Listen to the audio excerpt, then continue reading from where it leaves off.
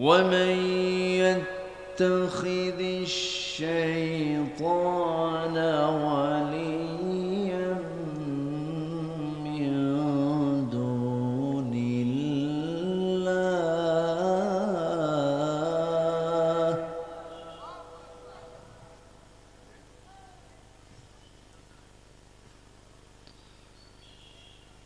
من دون الله فقد خسر خسرانا مبينا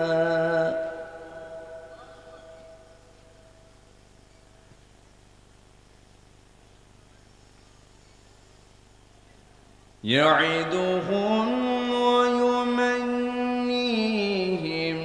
وما يعدهم الشيطان إلا غرورا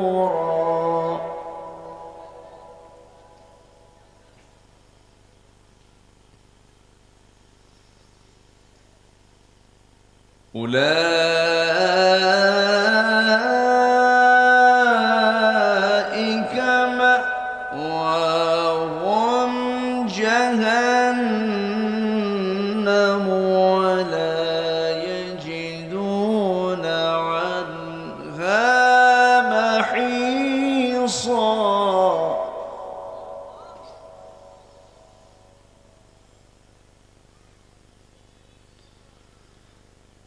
والذين آمنوا وعملوا الصالحات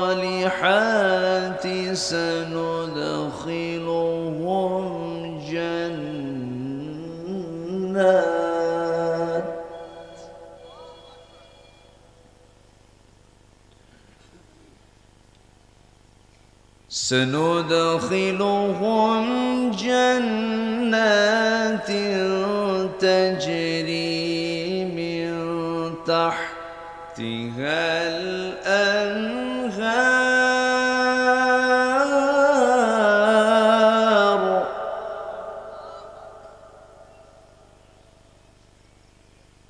الأنهار خالدين فيها أبدا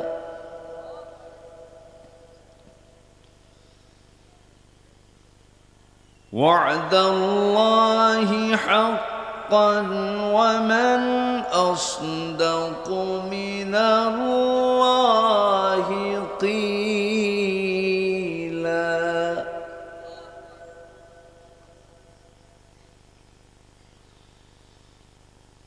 الله أكبر بسم الله الرحمن الرحيم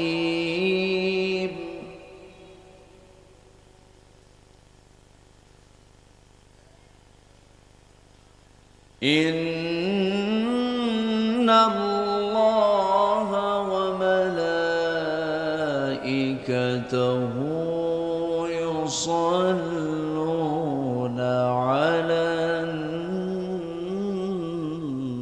النبي يا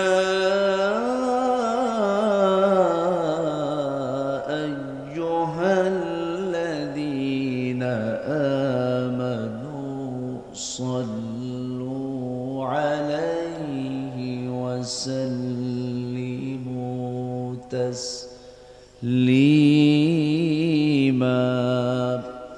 اللهم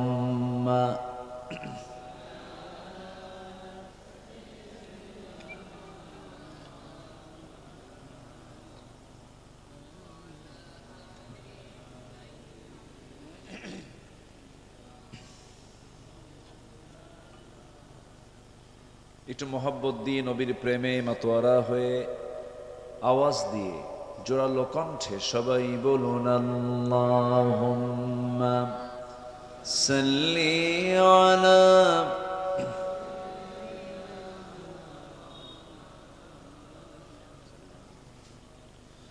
وعلى آل سيدنا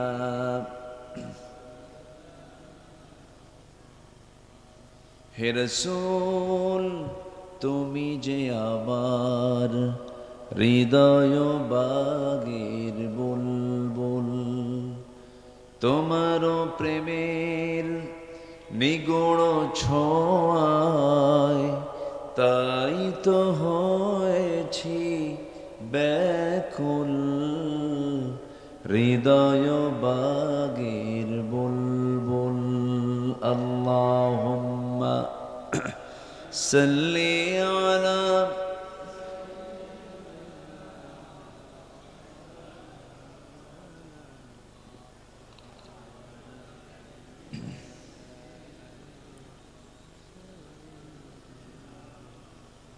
সবাই বলুন বালাগাল উলা বিকামালিহি কাশাফাত তুজা বিজামালিহি হাসুনাত জামিউ খিসালিহি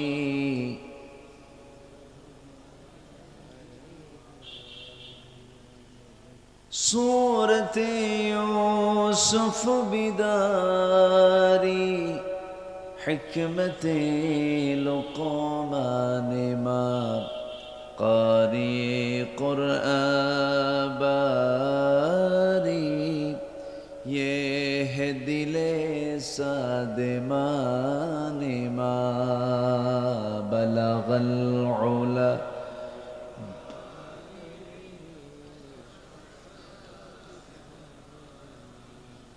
حسنت جميع خصاله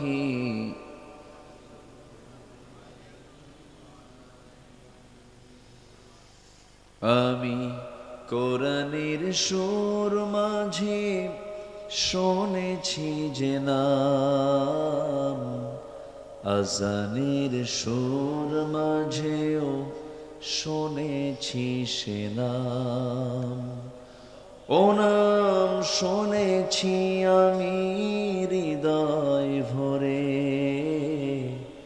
হে রাসূল তুমি যে আমার হে রাসূল নবীজি তোমায় সবাই বলি সাল্লাল্লাহু আলাইহি ওয়াসাল্লাম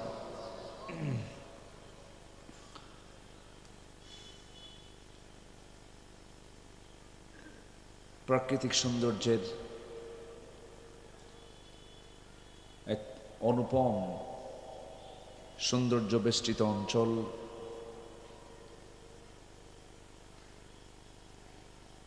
পৃথিবীর প্রাকৃতিক সৌন্দর্যের একটি অন্যতম নিদর্শন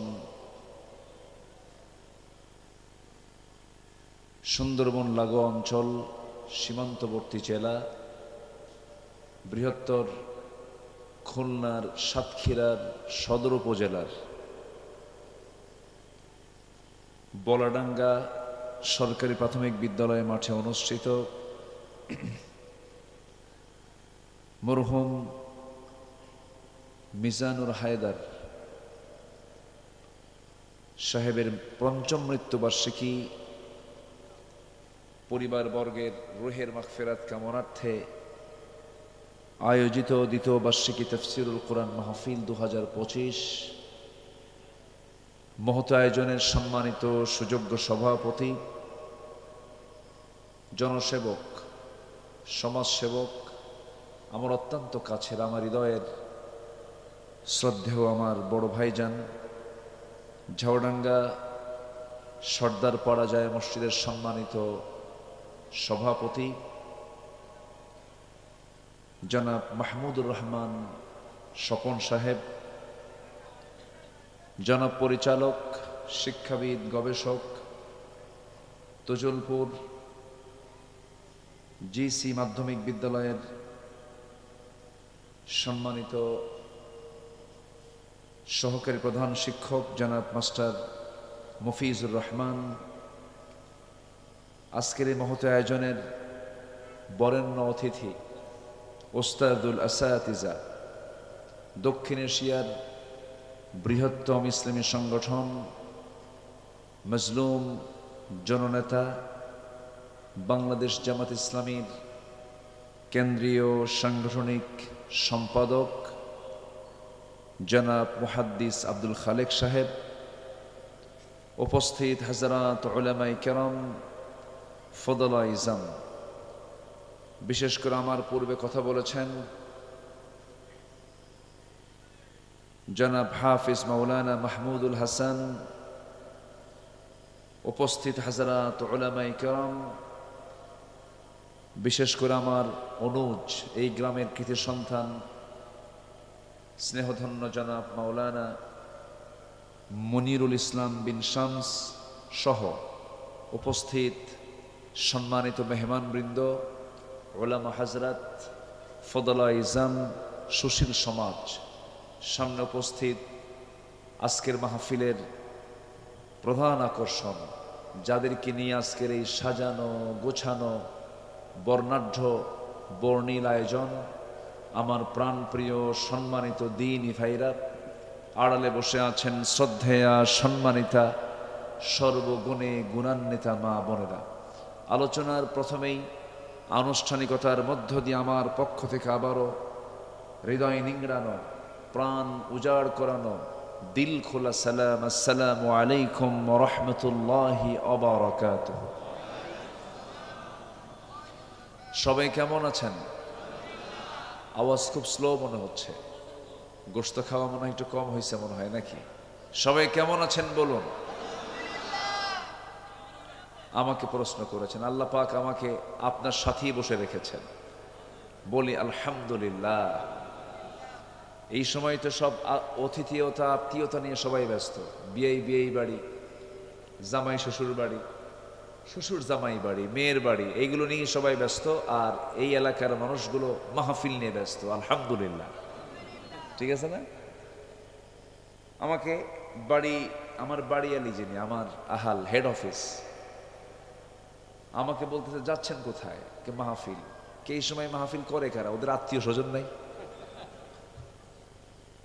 মানে মাহফিল আমাদের তো সারা বছর যেতে হয় এদিক সেদিক, তার কাছে এটা আশ্চর্য মনে হচ্ছিল। তো যাই হোক, আমরা বসতে পেরেছি। ঈদ পরবর্তী দুটো আনন্দ এখানে যোগ হয়েছে, একটা হচ্ছে ঈদের আনন্দ, আরেকটা হচ্ছে মাহফিলের আনন্দ। বলি আলহামদুলিল্লাহ। আসলে আনন্দটা কি পাপীর জন্য না নেককারের জন্য বলেন তো? বলেন। কিন্তু আজকে আনন্দ ভোগ করতে চায় বেশি কারা? পাপীরা। ঈদ আসে, ঈদের বিকালে মদ না খেলে হয়? ঈদের বিকালে একটু বেহুশ হয়ে পড়ে থাকতে হবে, ডিজে বাজবে, গান বাজনা বাজবে, এগুলো না হলে কি আনন্দ হয়? আনন্দের মাধ্যম তারা খুঁজে নিয়েছে হলো অশ্লীল সিনেমা, মাদক, নেশা আর বিভিন্ন পাপাচারের মাধ্যমগুলো তারা খুঁজে নিয়েছে। আর বলরাঙ্গাবাসী ঈদের আনন্দ খুঁজে বের করেছে তারা কোরআনের মাহফিলের মধ্য দিয়ে। জোরে বলি আলহামদুলিল্লাহ। একটা মাধ্যম, একটা ওসিলাও তো লাগে। একটা ফ্যামিলি, একটা পরিবার, বিশেষ করে মিজানুর হায়দার, তিনি তার গর্বিত সন্তানদের রেখে গেছেন, যার সন্তানরা তার রুহের মাগফিরাতের জন্য, তার পরিবার পর্বের রুহের মাগফিরাতের জন্য তারা এই দোয়ার আয়োজন, তাফসীরের আয়োজনটা করেছেন। বলি আলহামদুলিল্লাহ, জোরে বলি আলহামদুলিল্লাহ। আমার আগের যিনি মেহমান ছিলেন, আমার অত্যন্ত কাছের, আমার স্নেহধন্য আমার মনোয়ার হোসেন মমিন ভাই, তিনি একটা ওজারাত আছে, অসুস্থতার কারণে ওনার ফ্যামিলি, বাচ্চা অসুস্থ, এই জন্য তিনি আসতে পারেন নাই। অনেকে মনক্ষুণ্ণ হতে পারেন, মানে আমরা যে অসুস্থ হই এটা বিশ্বাস করে না মানুষ, খুব সমস্যা। ডাক্তার যদি অসুস্থ হয় বলে এটা কি ডাক্তার যে নিজেই অসুস্থ, এটা বলে ফেলে। কিন্তু মানুষের সুবিধা অসুবিধা, সফলতা ব্যর্থতা মানুষের জীবনে আসে না নাই বলেন তো? আচ্ছা, যিনি কখনো ব্যর্থ হন না, যিনি কখনো বিফল হন না, তিনি কে? ওয়ালা ইয়াউদুহু হিফযুহুমা, যাকে কখনো ক্লান্তি স্পর্শ করে না। তিনি কে? যিনি কখনো অসুস্থ হন না। তিনি কে? যিনি কখনো ঘুম তো দূরের কথা, তন্দ্রাও যান না। তিনি কে? সকল প্রকার অসুস্থতা, ব্যর্থতা, অসম্পূর্ণতা, অযোগ্যতা, অপূর্ণতা থেকে যিনি মুক্ত, তিনি আমার কে? আর যা আমি বললাম সবগুলো বান্দার মধ্যে আছে না নেই? আচ্ছা, আর সেই বান্দা মোশান কি তার? দেখেন না, 16 বছর ক্ষমতায় ছিল যারা, ভাবছিল কিয়ামত পর্যন্ত থাকবে, এরকম চিন্তা মাথায় ছিল। কিন্তু ক্ষমতার মালিককে, আসতে বলবেন, ক্ষমতার মালিককে একদম ছেঁচড়ায় নামিয়ে দিয়েছেন। তিনি কে? টেনে হেঁচড়ে নামায় দিয়েছেন। তিনি কে? আল্লাহ পাক। আল্লাহ আছেন না নাই? আচ্ছা, মুরব্বীরা বলতো মাঝে মাঝে, হুজুর না মরা পর্যন্ত উপায় নাই, বলতো না এই কথা? কিন্তু কই, মরা লাগলো না তো। হঠাৎ করে সামান্য কিছু কথার মধ্য দিয়েই আমার আপনার সন্তানরা জাতে মাতাল হলেও তালে ঠিক ছিল, জায়গা মতো হানা দিয়ে বিদায় করে দিয়েছে ফ্যাসিস্টদেরকে দেশ থেকে। আসতে বলবেন না, জোরে বলুন ঠিক কিনা? এখন আমরা নতুন একটি সমাজ বিনির্মাণ করতে চাই, নতুন একটি দেশ আমরা উপহার দিতে চাই, যেখানে কোনো দুর্নীতি থাকবে না, চাঁদাবাজ থাকবে না, সন্ত্রাসীদের কোনো ছিটাফোটা আমরা দেখতে চাই না। এমন একটি সুন্দর সোনার বাংলা যদি গড়তে চাই, প্রয়োজন একমাত্র কার বিধান? আসতে বলবেন না, কার বিধান? হয়তো প্রশ্ন আসতে পারে, হুজুর আমেরিকায় তো আল্লাহর আইন নাই, ওরা তো শান্তিতে থাকে। ভুল কথা। ইউরোপের কোন দেশে তো আল্লাহর আইন নাই, তারা তো শান্তিতে থাকে, ভালো ভালো আছে। ভুল কথা। কে বলেছে আমেরিকা স্বপ্নের দেশ? কে বলেছে ইউরোপ স্বপ্নের দেশ না? অশান্তি, সেখানে কোনো শান্তি নাই। বুড়া বয়সে বাড়িতে জায়গা হয় না, বুড়া মানুষগুলোকে গরুর মতো করে সব একসাথে জড়ো করে বৃদ্ধাশ্রমে রেখে আসে। সেই দেশে কে কার সন্তান এই পরিচয়টুকুও নাই। সন্তান জানে না আমার বাপটাকে। তাহলে ওই সমাজের যারা বাবা, যারা বৃদ্ধ মানুষ, তাদেরকে সম্মান সমাজে থাকতে পারে? থাকতে পারে না। আমরা দূর থেকে ভাবি তারা যেন কত সুখী মানুষ। না, ইসলাম আছে যেখানে সুখ আছে সেখানে, ইসলাম নাই যেখানে সুখ নাই সেখানে। সুখ থাকা আর সুখী হওয়া কখনো এক নয়। সুখ, গাড়ি বাড়ি সবকিছু আপনার আছে, সম্পত্তি সবকিছু আছে, সুখ। কিন্তু প্রকৃত সুখী আপনি নন যদি সেই সুখী আল্লাহ পাক আপনাকে না করেন। ঠিক কিনা? এই জন্য সুখ আর সুখী হওয়া এটা রাত দিন তফাৎ। আমরা সুখী হতে চাই, সুখী হওয়ার জন্য চাইতে হবে সাহায্য কার কাছে? আসতে বলবেন না, কার কাছে? তাহলে আমেরিকায়, ইউরোপে অর্থ আছে, ধন আছে, টাকা আছে, পয়সা আছে, সুখ আছে, কিন্তু সুখী মানুষ নাই। আমার দেশে যদিও তাদের চাইতে অর্থ কম, টাকা পয়সা কম, সুখ নাই, কিন্তু আমরা সুখী হতে চাই। আমরা সুখীও হব, সব দিক থেকে আমরা অর্জন করতে চাই। শর্ত হলো, আল্লাহ পাক বলছেন বরকতের দরজা আমি খুলবো যদি তোমরা আমার প্রতি ঈমান আনতে পারো। ভালো করে জোরে কান সুবহানাল্লাহ। আমরা ক্ষতি চাই না লাভ চাই? বলেন, ক্ষতি চাই না লাভ চাই? আমি গত কয়েক মাস আগে খুব কাছাকাছি ঝাউডাঙ্গা বাজারে একটা মাহফিল ছিল। সেখানে আমি হাক্কুল্লাহ, হাক্কুল ইবাদের উপর আমি কিছু কথা বলেছি। আজকে আমি লাভ এবং লস নিয়ে, লাভ এবং ক্ষতি নিয়ে আমি কিছু কথা বলতে চাচ্ছি। আমাকে সময় দেওয়া যাবে কি? সবাই কি সময় দিতে রাজি আছেন? আমি কোনো মাহফিলকে কখনোই দুর্বলতার চোখে দেখি না, কারণ আজকের এই প্রযুক্তির কল্যাণে আমাদের একটা কথার একটা ওয়ার্ডও রেকর্ড থেকে বাদ যায় না। এই যে ভাইরা, এক ঝাঁক ভাইরা রেকর্ড করার জন্য আসছেন, প্রত্যেকটা শব্দ টু শব্দ রেকর্ড হচ্ছে, এবং এই রেকর্ড কথাগুলো, ভিডিওগুলো, এই ধারণকৃত কথা ভিডিও সহ আগামীকাল পরশুর ভিতরেই গোটা দুনিয়াব্যাপী সাপ্লাই হয়ে যাবে, সব আপলোড হয়ে যাবে, সবাই দেখবে, কোটি কোটি মানুষগুলো। তাহলে অবশ্যই কথার ভিতরে আল্লাহ তো ভয় থাকতেই হবে। অবাঞ্ছিত, অতিরঞ্জিত নিজের বানানো কোনো কথা, মস্তিষ্ক প্রসূত কোনো কথা একজন আলোচকের মুখ থেকে বের হওয়া কোনো ক্রমেই উচিত নয়। তা আমাকে সময় দিচ্ছেন তো সবাই? জোরে বলি ইনশা আল্লাহ, আর জোরে বলি ইনশা আল্লাহ। এখন মাহফিলে কথা বলতে আর কোনো শঙ্কা কাজ করে না। শঙ্কা কখনো ছিল না, কিন্তু মাহফিল আমাদেরকে একটা আতঙ্ক ছড়িয়ে দিত, মাহফিল করতে দিত না, বাধা দিত। কিন্তু জেনে খুশি হবেন, এবছর আমার দেশে যে পরিমাণ মাহফিল হয়েছে, ইতিহাস রেকর্ড ভেঙেছে। এত মাহফিল হয়েছে এবং কোনো বড় ধরনের কোনো মাহফিল এবছর বাদ যায়নি। যেগুলো আন্তর্জাতিক মানের যে মাহফিলগুলো সব এবার বাস্তবতায় সব জায়গায় মাহফিলগুলো হয়েছে, সুসম্পন্ন হয়েছে, সফলভাবে সম্পূর্ণ হয়েছে। যেরকম বিশেষ করে চট্টগ্রামের প্যারেড ময়দানের যে মাহফিল, আল্লামা সাইদ রাহিমাহুল্লাহ শুরু করেছেন ৭৭-এ, উনি শেষ করেছেন ২০০৬-এ। এরপর থেকে আর মাহফিল হতে দেয়নি ২০২৩ সাল পর্যন্ত, ২৪ সাল পর্যন্ত। আল্লাহর মেহেরবানি ২০২৫-এর মাহফিলে প্যারেড ময়দান আল্লাহ পাক আমিন নগর আব্দুল আমিনকে আল্লাহ পাক সেই ময়দানে কথা বলিয়ে নিয়েছেন, কথা বলেছি। মাহফিল বন্ধ করেছিল কিছু ফেরেশতারা, বোঝেন নাই? ফেরেশতাও চোখে দেখা যায় না, 10 মাস যাবত এই ফেরেশতাদেরকেও চোখে দেখা যাচ্ছে না, সব পলাতক। তোমরা যদি ভালো কাজই করতে পালাইছো কেন? আমাদেরকে 16 বছর জেল দিয়েছ, ফাঁসি দিয়েছ, আমাদেরকে জুলুম করেছ, মামলা দিয়েছ, কিন্তু আমরা কেউ, আমাদেরকে পাকিস্তানি রাজাকার বললো, আমরা কেউ পাকিস্তান যাই নাই। কিন্তু তোমরা নিশ্চিত ভারতের রাজাকার সবগুলো দিল্লি গিয়ে বসে আছো। আমরা পালাবো না, আমরা দেশকে খুব ভালোবাসি, আমরা দেশকে মহব্বত করি। আমরা এই দেশের মাটিতেই যে জীবন, এই দেশের মাটিতেই জন্ম নিয়েছি, দেশের মাটিতেই মরতে চাই। কি আসতে কোন কেন? জোরে বলি ইনশাআল্লাহ। কিন্তু ঈমান নিয়ে মরতে চাই। কি নিয়ে মরতে চাই বলেন? তাহলে লস হবে না লাভ হবে? আর ঈমান না মরলে লস হবে। আসুন একটু লাভ লস একটু বুঝে নেই। লাভ লসের কথা শুনলে মানুষ একটু আকর্ষণ হয় যে কোথায় এদের কোথায় লাভ আছে আর কোথায় লস আছে। আসুন আমরা একটা লাভ লসের হিসাব কষে দেখি তো জান্নাতটা পাওয়া যায় কিনা। আমরা একটু তালাশ করি কোরআনকে সামনে রেখে। আমি আমার নিজের কোনো কথা বলবো না, কোরআনকে সামনে রেখে কিছু কথা বলবো। জোরে বলি ইনশাআল্লাহ।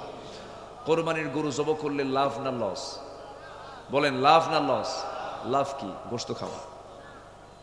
কন একটা কিছু কন। গরু কিনে আনে আর কয় ভাই খুব লাভ হয়েছে, খুব ভালো করছো। কেন? না, মোটামুটি কেজির দরে 500 টাকা কেজি হয়েছে, 800 টাকার নিচে গরু পাওয়া যায় না, তুমি তো গরু কিনে জিতছো মোটামুটি। কি কথা কি বুঝতেছেন? মানুষ কিন্তু লাভ লস খোঁজে, কিন্তু এখানে কি লাভ লস খোঁজা যাবে এরকম কইরা? না। আগের কোরবানি যেটা প্রথম দেওয়া হয়েছিল, হাবিল কাবিলের যে ইতিহাস, যে কোরবানি দেওয়া হলো, সেই কোরবানি কি খাওয়ার কোরবানি? বলেন, ওখানে কি খাওয়ার পর্ব ছিল? যার কোরবানি কবুল হয়েছে, আসমান থেকে আল্লাহ পাক আগুন পাঠিয়ে দিয়েছেন, ভস্য হয়ে গেছে, এটা কবুল হয়ে গেছে। তাহলে ইব্রাহিমের কোরবানি, তিনি প্রথম কোরবানি দিয়েছেন কোনো পশু না মানুষকে? বলেন বলেন বলেন, সে মানুষটা কে? বলেন, জাবিহুল্লাহ কে? জাবিহুল্লাহ যাকে বলা হয় তিনি হচ্ছেন তার কলিজার টুকরা, প্রাণাধিক কলিজার টুকরা সন্তান, 80 বছর বয়সে সন্তান। মানে আমার এলাকায় এটাকে বলে নমলা বাতের কমলা সোল। এটা আমার এই উত্তরাঞ্চলের গেটওয়ে বগুড়া জেলার লোকাল একটা ভাষা হচ্ছে নমলা বাতের কমলা সোল। মানে হচ্ছে বেশি বয়সে, মানে একটা সন্তান যার হয় তাদেরকে এই কথাটা প্রবাদ বাক্যে ওই এলাকায় লোকাল ভাষায় বলে। 80 বছর পার হয়ে গেছে, 80 বছরে কি দাঁত টাত কি থাকে, চামড়া কি থাকে? সেই বুড়ো বয়সে আল্লাহ পাক সন্তান দিলেন। সেই সন্তানটাও 6 বছর হতে না হতে আদর করে একটু লালন পালন করে বড় করছেন। সঙ্গে সঙ্গে আল্লাহর অর্ডার হয়ে গেল, এটা আমার জন্য দিতে হবে। কি দিতে হবে? জোরে কন। আমরা কি কুরবানি দিই? সন্তান? সন্তান না পশু? আর ইব্রাহিম দিয়েছেন কি? সন্তান দিয়েছেন। আল্লাহ রাব্বুল আলামিন অনেক পরীক্ষা করেছেন তার জীবনে, কিন্তু প্রত্যেকটা পরীক্ষায় তিনি সেকেন্ড ক্লাস পান নাই, সেকেন্ড গ্রেড পান নাই। ওয়া ইয বাতালা ইব্রাহিম রাব্বুহু বিকালিমাতিন ফাআতাম্মাহুন। হে রাসূল, আপনি মনক্ষুণ্ণ হবেন না। সেই সময়ের কথা স্মরণ করুন যে সময় আমি ইব্রাহিমকে অনেকগুলো পরীক্ষা করেছি, প্রত্যেকটা পরীক্ষা আমার ইব্রাহিম, আমার খলিল, প্রত্যেকটা পরীক্ষায় তিনি ফার্স্ট ক্লাস ফার্স্ট হয়েছে। জোরে বলি সুবহানাল্লাহ। প্রত্যেকটা পরীক্ষায় তিনি পাশ করেছেন। আমরা যে খাতনা করি, এই যে ছোট্টবেলায় 5 থেকে 6 বছর বয়স, 7 বছর বয়সের মধ্যে যে খাতনা করা হয়, এই খাতনার রসম, এই খাতনার সূচনা করেছেন আল্লাহ পাক কোন ব্যক্তিকে দিয়ে বলেন কোন ব্যক্তিকে দিয়ে? ইব্রাহিম আলাইহিস সালামকে দিয়ে করা হয়েছে। আমার নবীর খাতনা হয়নি। আমার নবীর খাতনা হয়নি কেন? তিনি মার পেট থেকে খাতনা হয়ে দুনিয়াতে এসেছিলেন। জোরে বলি সুবহানাল্লাহ। এরকম শিশু এখনো আছে না? আমারই আপন ছোট ভাই, আমার মা যখন তার ভূমিষ্ঠ হলো, তো আম্মা খুব খুশি, বলতেছে এ তো একদম রেডি হয়ে আসছে দুনিয়াতে। আমি আর বুঝি নাই কথা, আমার বেশ ছোট, তো রেডি হয়ে আসছে, আমি শুধু এতটুকু আমার মনে হয়। অর্থাৎ খাতনা করার প্রয়োজন হয় না, এমন শিশু দুনিয়াতে আছে না? আছে। বিশ্বের সেরা মানুষ মুহাম্মদ সাল্লাল্লাহু আলাইহি ওয়াসাল্লাম, তিনি খাতনা হয়ে দুনিয়াতে এসেছেন। কিন্তু সবার খাতনা হবে না। এখন এই খাতনা করতে হবে, এটার সূচনা যাকে আল্লাহ পাক যাকে দিয়ে করেছেন, তিনি কোন নবী বলেন কোন নবী? এবং তার খাতনা হয়েছে, আমাদের খাতনা হয়েছে 5 থেকে 6 বছরে, আর তার খাতনা হয়েছে হলো 80 বছর বয়সে। কোন বছরে বলেন? 80 বছরে। বুড়া যখন তিনি, তখন বলা হলো ইব্রাহিম তোমার একটা কাজ বাদ আছে, বুখারীর বর্ণনা। বলা হলো তোমার এই খাতনা করতে হবে। তিনি বললেন আল্লাহ তুমি তো বলছো, আমি তো অবশ্যই রাজি আছি, আমি খাতনা করব, কিন্তু আমার খাতনা করবে কে? কি কথা কি বুঝতেছেন আপনারা? খাতনা যারা করে দেয় ওদেরকে কি বলে এলাকায়?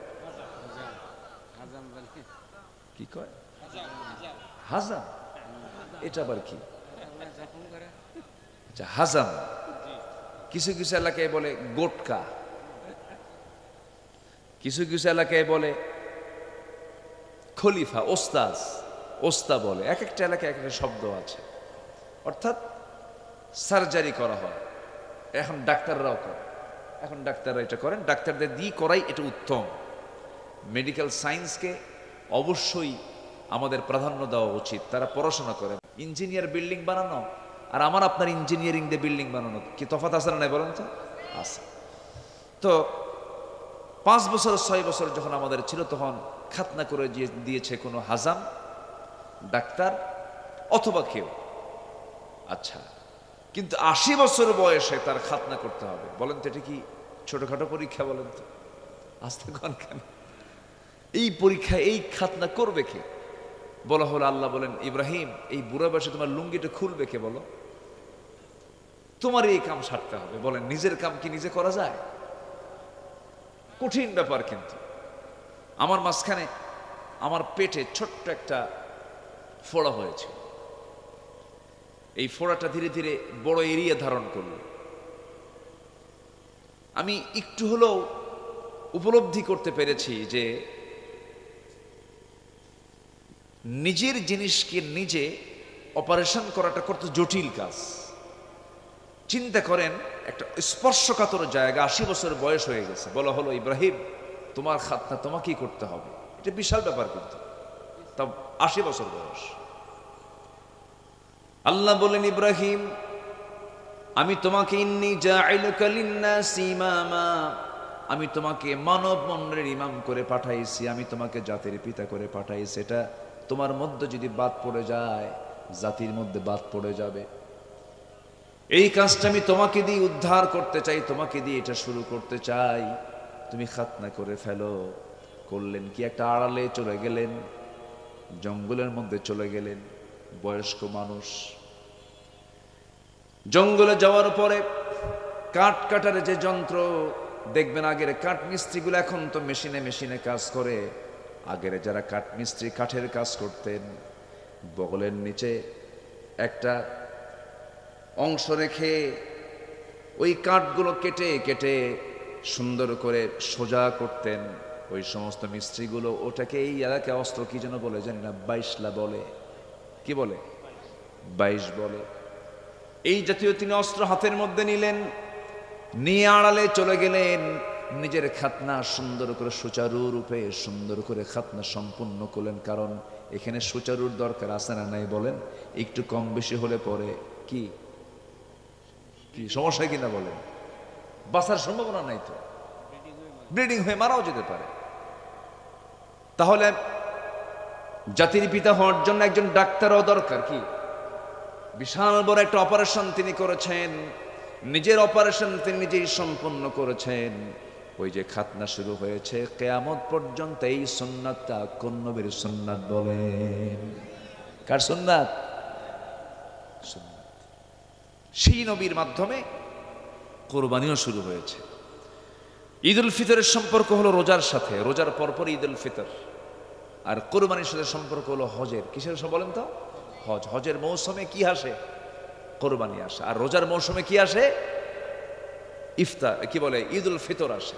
ঈদ উল ফিতর শেষ করেছি, ঈদ উল আজহাও আমরা শেষ করেছি। আল্লাহ তুমি সকল ঈদের ভিতরে আমাদের প্রকৃত ঈদ, আমাদের প্রকৃত যে আনন্দ, আল্লাহর সন্তুষ্টি যেন আমরা হাসিল করতে পারি, সেই তৌফিক আল্লাহ দান করো। জোরে বলি আল্লাহুম্মা আমিন। আমরা লাভ চাই না লস চাই? জোরে কর। লাভ চাই না লস চাই? কিসের লাভ বলেন? দুনিয়ার লাভ না আখিরাতের লাভ? ভালো করে বলবেন। দুনিয়ার দরকার নেই, বিয়ে শাদী করবেন না, আসতে কয়। কি বাচ্চা কাচ্চার দরকার নেই, ব্যবসা বাণিজ্যের দরকার নেই? এখন বলেন, দুনিয়ার লাভ দরকার না আখিরাতের লাভ দরকার? হ্যাঁ, দুইটাই লাগবে। সুন্দর জবাব দিয়েছেন, বলেন আলহামদুলিল্লাহ। দুইটাই তাহলে লাগবে। আচ্ছা, আমার কথা কি বিরক্ত হচ্ছেন আপনারা? একটু মনোযোগ দিয়ে কথাগুলো শুনবেন। দুটাই লাগবে আমাদের, আমার আপনার জন্য।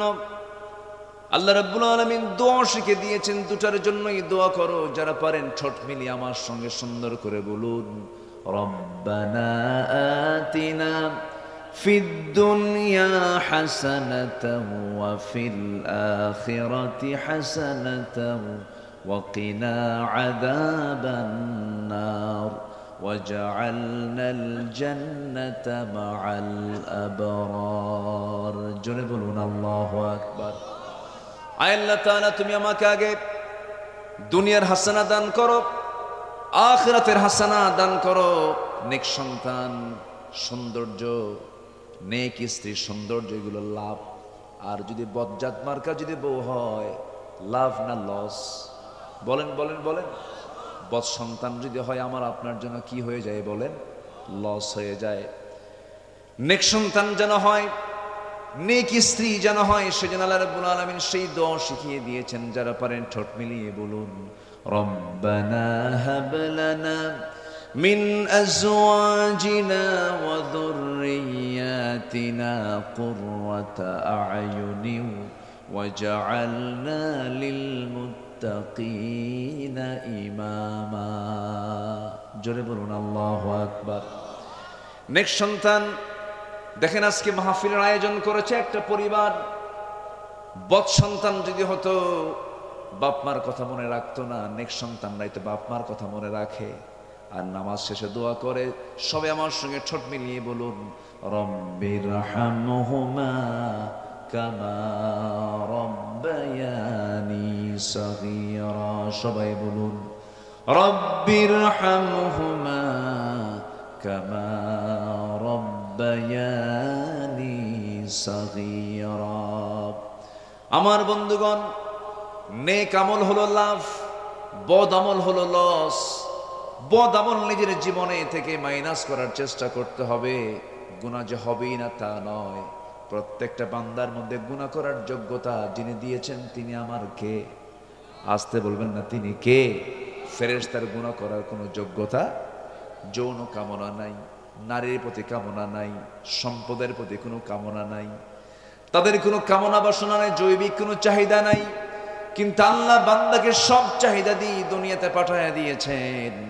আল্লাহ বলছেন, বান্দারে, নারীকে তুই গ্রহণ করবি কিন্তু অবৈধ পন্থায় নয়, সম্পদ তুই গ্রহণ করবি অবৈধ পন্থায় নয়, খাবারগুলো খাবি, হারাম কোনো খাবার তুই গ্রহণ করবি না, তোর জন্য লাভ হয়ে যাবে। কিন্তু তুই যদি আমার নির্দিষ্ট পন্থার বাইরে যদি চলে যাস, দুনিয়াও লস হয়ে যাবে, আখিরাতেও লস হয়ে যাবে। সূরা নিসার আল্লাহ রাব্বুল আলামিন সূরা নিসার ভিতরে যেখান থেকে আমি তেলাওয়াত দিয়ে শুরু করেছি, আল্লাহ রাব্বুল আলামিন সূরা নিসার 119 নম্বর আয়াতে বলছেন, ওয়া মান ইয়াত্তাখিযিশ শাইতানা ওয়ালিয়াম মিন দুনিল্লাহ ফাকাদ খাসিরা খুসরানাম মুবিনা। আল্লাহ বলেন, যারা অভিভাবক হিসাবে, ওলি হিসাবে আল্লাহকে বাদ দিয়ে যারা শয়তানকে গ্রহণ করবে, ওই সমস্ত বান্দাগুলো প্রকৃত ক্ষতির সম্মুখীন হয়ে যাবে, সুস্পষ্ট ক্ষতির মধ্যে তার নিমজ্জিত হয়ে যাবে। অতএব আমরা একমাত্র গার্ডিয়ান বানাবো, ওলি বানাবো শয়তানকে না আল্লাহকে। আসতে বলবেন না, কাকে বলেন? একটা হচ্ছে আল্লাহর পথ, আর একটা হলো শয়তানের পথ। কার পথ বলেন? শয়তানের পথ। আমরা পথ ধরবো কার? আসতে বলবেন, পথ ধরবো কার? সুদের দিকে যাব না যাকাতের দিকে যাব? বলেন কিসের দিকে যাব? বলেন কিসের দিকে? যাকাতের দিকে যাব। যাকাত হলো আল্লাহর অর্থনীতি, সুদ হলো শয়তানের অর্থনীতি। পানি পান করব কোনো সমস্যা নাই, কিন্তু ওই যে ড্রিঙ্কিং ওয়াটার কিছু আছে, লাল পানি, নীল পানি, এগুলোও পানি, কিন্তু ওগুলো হলো রঙের পানি, ওটা হচ্ছে হারাম। ওটা কি? হারাম।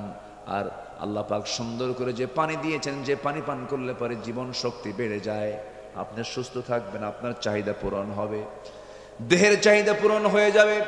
আল্লাহ বলছেন, হালাল পানি তুমি পান করো, আমি গাছের ডাব দিয়েছি, ডাবটা নাও।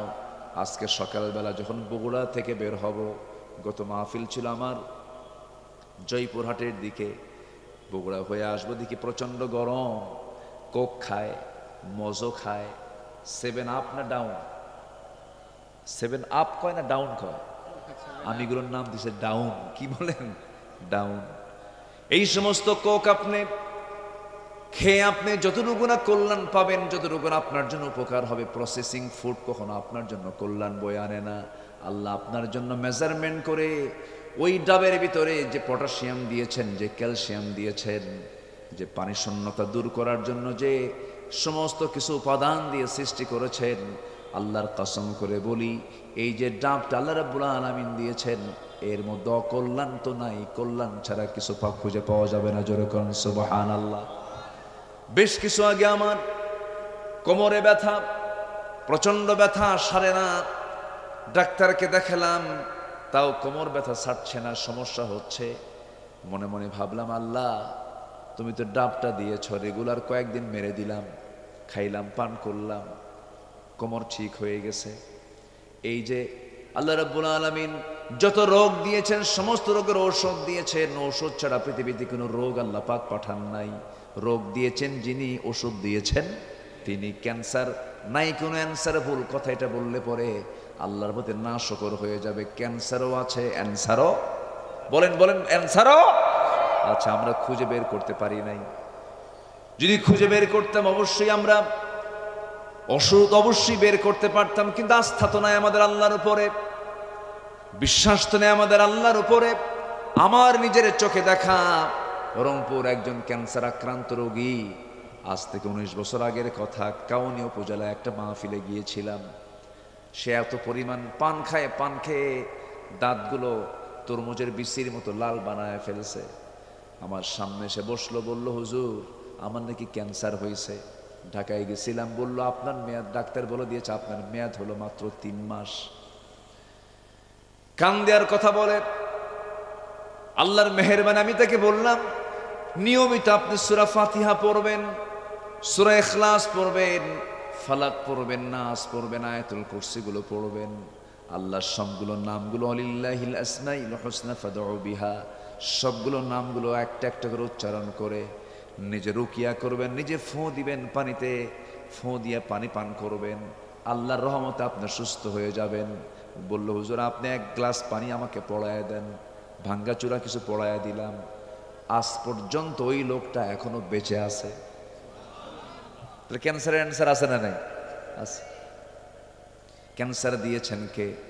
আবার ক্যান্সারের কোষটা সরা দিতে পারেন তিনি আমার কে? আল্লাহ।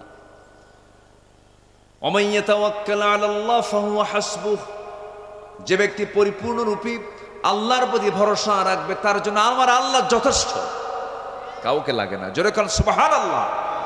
যেখানেই ব্যথা হবে সেখানে হাত দিবেন, সূরা ফাতিহা পড়বেন, আল্লাহ পাক শেফায়ে কামেলা দান করবেন।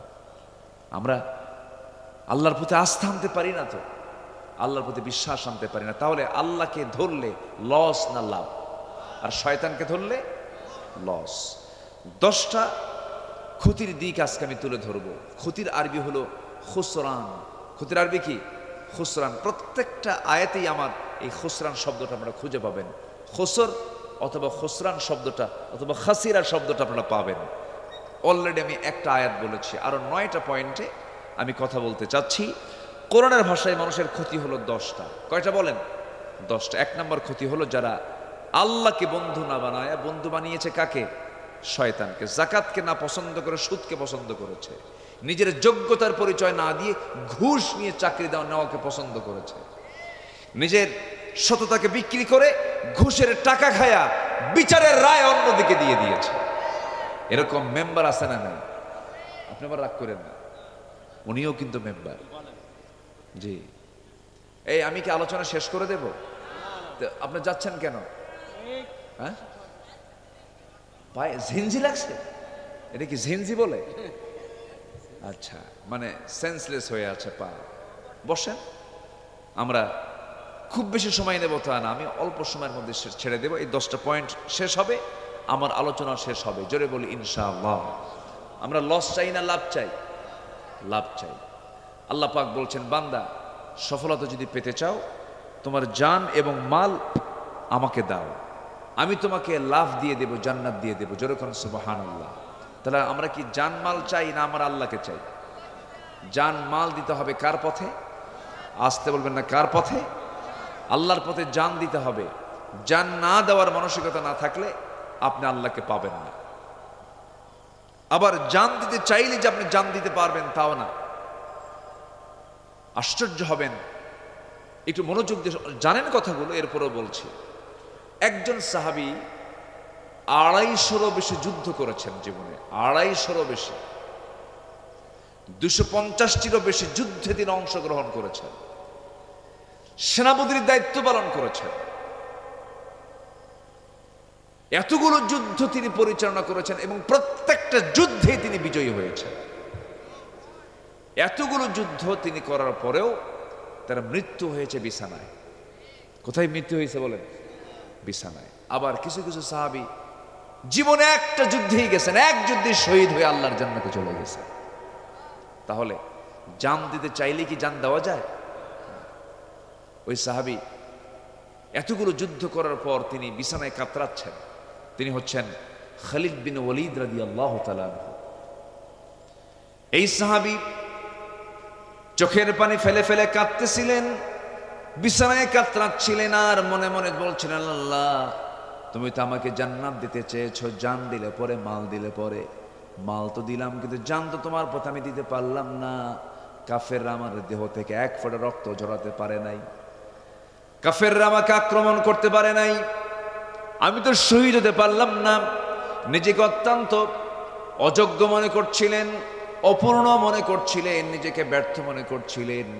ইতিমধ্যে তাকে দেখার জন্য অর্ধ দুনিয়ার শাসনকর্তা ওমর ফারুক রাদিয়াল্লাহু তাআলা আনহু তাকে দেখার জন্য আসছেন। অন্তিম শয্যায় তিনি শায়িত।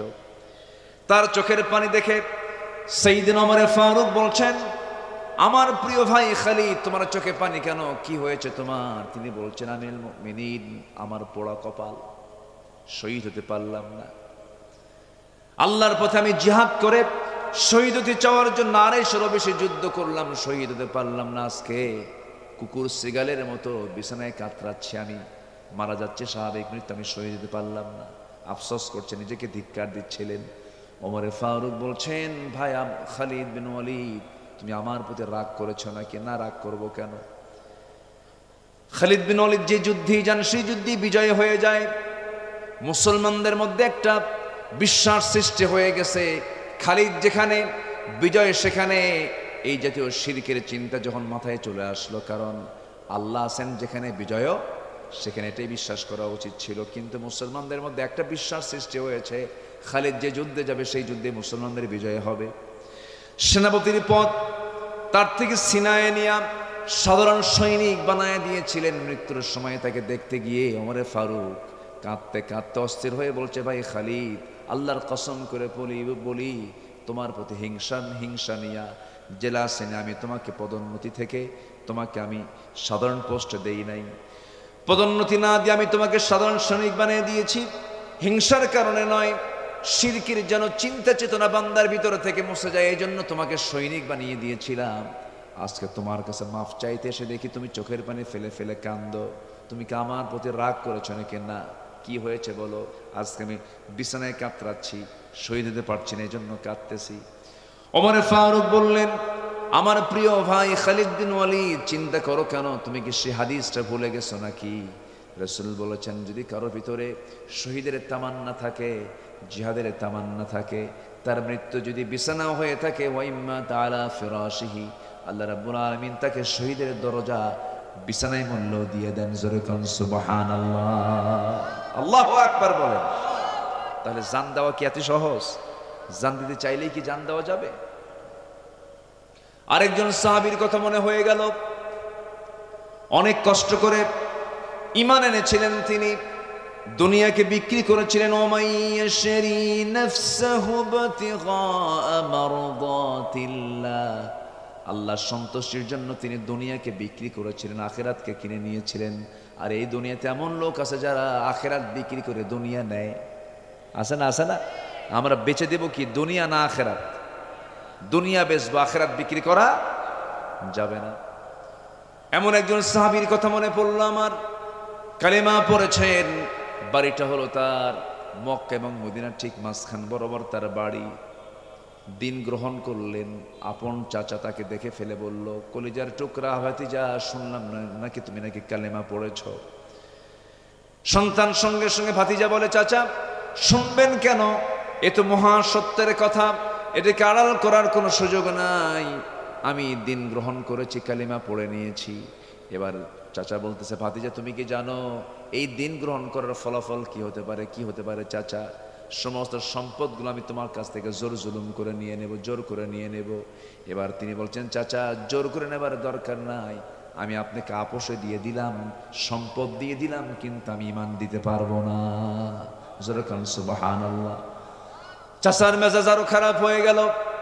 সব সম্পদ জোর করে নেওয়ার পরে এবার করলো কি, জামার কলারটা ধরে টান মারলো, জামাটা ছিঁড়ে গেল, জামাটাও খুলে নিল, পরনের লুঙ্গির গিটায় হাত দিয়ে লুঙ্গিটাও খুলে নিয়ে উলঙ্গ করে ঘর থেকে বের করে ঘাট ধাক্কা দিয়ে বের করে দিয়েছে। উলঙ্গ দেহ নিয়া মার দরজার সামনে হাজির হয়ে বলছে, মা দরজা খোলো, কিন্তু আমার দিকে তাকায়ও না, দেখো তো ছোট্ট একখণ্ড কোনো কাপড় আছে নাকি, আমার সতরটা আমি ঢাকতে চাই। ছোট্ট একখণ্ড কাপড় দিল। এবার আব্দুল্লাহ, সেই সাহাবীর নাম হচ্ছে আব্দুল্লাহ, তিনি বলছেন, মা শোনো, আমার দিকে তাকায়ও না, একখণ্ড কাপড় নিয়ে আমি আমার সতরটা ডাকলাম, তুমি আমার জন্য দোয়া করো। আমি পৃথিবীর কোনো দরবার আমার কাছে পছন্দ নয়, আমি এই মুহূর্তে রওনা দিলাম আমার নবীজির দরবারের দিকে। নবীর দরবারের দিকে রওনা করলেন। ফজর হয়ে গেল, প্রচন্ড শীতকাল। দরজায় গিয়ে নক করছেন, আমার নবীজি দরজা খুলেই দেখেন গোটা দেহটা নগ্ন, কোনো কাপড় নাই, শুধু নাভি থেকে হাঁটুর নিচ পর্যন্ত তার সতরটা ঢাকা আছে। আমার নবীজি এই দৃশ্য দেখে কোনো প্রশ্ন করলেন না, তার পরিচয় জানলেন না, বায়োডাটা জানতে চাইলেন না, সোজা তিনি ভিতরে চলে গেলেন। শীতের মধ্যে কষ্ট হচ্ছে, নিজের যতগুলো জামা ছিল তার মধ্যে পছন্দের দুটা জামা, দুটা জুব্বা আমার নবীজি হাতের মধ্যে করে নিয়ে এসে বললেন, ও বস্ত্রহীন, এই যে দুটা জুব্বা, আমার পরনের জুব্বা আমি তোমাকে হাদিয়া স্বরূপ দিয়ে দিলাম। কার গায়ের জুব্বা? কি লাভ না লস? ওই যে সম্পদ চলে গেছে, এখন লাভ কোনটা বলেন? বলেন, সম্পদ না নবীজির জুব্বা? জুব্বা। লস হয়ে গেছে একদিকে, ঈমান এনেছেন, নবীর পরনের জুব্বা, নবীর গায়ের জুব্বা তার হাতে দিলেন। এরপরে বলছেন, মান আনতা, তুমি কে? আমি অমক ব্যক্তি, আমার অমক এলাকায় বসবাস। এমনটা হলো কেন? বিস্তারিত খুলে বললেন। আমার নবীজি বলছেন, ও আব্দুল্লাহ জুল বাজাদাইন, কোনো টেনশন করো না, কোনো চিন্তা করো না, তোমার ব্যাপারে কোনো টেনশন তুমি করতে যেও না, তুমি আমার পছন্দের একজন সাহাবী, কোনো টেনশন নাই তোমার, তোমার দায়িত্ব আমি নিচ্ছি, চলে যাও, আসহাবে সুফফার সদস্য হয়ে যাও। হাতে কোরআন দিয়ে দিলেন, কোরআনের সবক তাকে দিয়ে দেওয়া হলো, তিনি চলে গেলেন সাহাবীদের মাঝে। সব সাহাবীরা আস্তে আস্তে কোরআন তেলাওয়াত করে, কিন্তু আব্দুল্লাহ চিৎকার মেরে মেরে কোরআন তেলাওয়াত করে বিরক্ত হয়ে সাহাবীরা এসে বলছেন, হুজুর নতুন একজন সাহাবী যোগ দিয়েছে কিন্তু চিৎকার মেরে মেরে তেলাওয়াত করে আমাদের ডিস্টার্ব হয়। কে? আব্দুল্লাহ। রাসূলকে দেখে বলছেন, সাহাবীরা দয়া করে তোমরা আমার আব্দুল্লাহর বিরুদ্ধে অভিযোগ দিও না। আমার আব্দুল্লাহ দুনিয়াকে লস স্বীকার করে নিয়ে আখিরাতকে লাভ স্বীকার করে নিয়েছে, আখিরাতকে সে গ্রহণ করে নিয়েছে। ইমানকে রক্ষা করতে গিয়ে দুনিয়া বিক্রি করে সে আখিরাতকে কিনে নিয়েছে। আমরা আব্দুল্লাহর কোরআন তেলাওয়াতে তোমরা বাধা দিও না, কারণ আব্দুল্লাহর কোরআন তেলাওয়াতটা সে যে চিৎকার করে কোরআন তেলাওয়াত করে এটা তার ইমানের কারণে, আবেগের কারণে। আমার আব্দুল্লাহকে তোমরা তেলাওয়াতে বাধা দিও না। যেরকম সুবহানাল্লাহ। লস না লাভ? বলেন লস না লাভ? লাভ। আমার ভাইরা, আমার নবীজি এবার বললেন, আব্দুল্লাহ আমার কাছে তোমার কোনো চাওয়া আছে নাকি, এক্সপেক্ট আছে নাকি, প্রত্যাশা আছে নাকি? সাহাবী এবার বলছেন, হুজুর আপনি আমার জন্য আপনার পছন্দের কিছু দোয়া আপনি আমার জন্য করে দেন। আমার বন্ধুগণ, একটা বিষয় মাথায় রাখবেন, যখন কোনো আলেম ওলামা দেখবেন, বড় কোনো উস্তাদ দেখবেন, বড় কোনো বিশেষ মানুষ দেখবেন, তার সামনে যাবেন, সালাম দিবেন। সালাম দিয়ে বলেন, হুজুর অথবা স্যার অথবা জনাব, আপনি আমাকে কিছু নসিহা করেন, আপনি আমাকে কিছু উপদেশ দেন, আমাকে কিছু শিক্ষা দেন। আওসানি। রাসূল এমন করে সাহাবায়ে কেরামকে নসিহা করেছেন।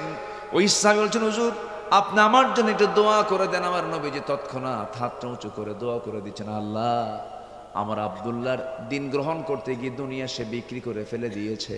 আমি তোমার কাছে ফরিয়াদ করি, আব্দুল্লাহর জান মাল তুমি কাফের বেঈমানদের জন্য তুমি আল্লাহ হারাম করে দাও। এই দোয়া যখন করেছেন, এক্সেপশন দোয়া, ব্যতিক্রম ধর্মী দোয়া যখন করেছেন, সাহাবীর মনটা খারাপ হয়ে গেল। সাহাবী বলছেন, ইয়া রাসূলুল্লাহি আমি দোয়া তেমনটা চাই না, আমার তো চাওয়া ছিল যুদ্ধ যাব, কাফের আমাকে আক্রমণ করে আমাকে শহীদ করে দেবে, আমি দুনিয়া থেকে বিদায় হয়ে যাব, আল্লাহর সামনে গিয়ে রক্ত আমাকে দেহ নিয়ে হাজির হব। আপনি আমার জন্য উল্টা দোয়া করেছেন। আমি মনক্ষুণ্ণ হয়েছে। রাসূল বলছেন, না রে আব্দুল্লাহ চিন্তা করো কেন, তোমার মৃত্যু যদি বিছানা হয়ে থাকে আল্লাহ তোমাকে শহীদের দরজা দান করে দিবে। যুদ্ধের ডাক চলে এসেছে। আমার নবীজি বদরে, আমার নবীজি মদিনার মসজিদ থেকে বের হয়ে গেছেন কোন একটা যুদ্ধের ময়দানে। ওই সাহাবী আব্দুল্লাহ অংশগ্রহণ করেছেন।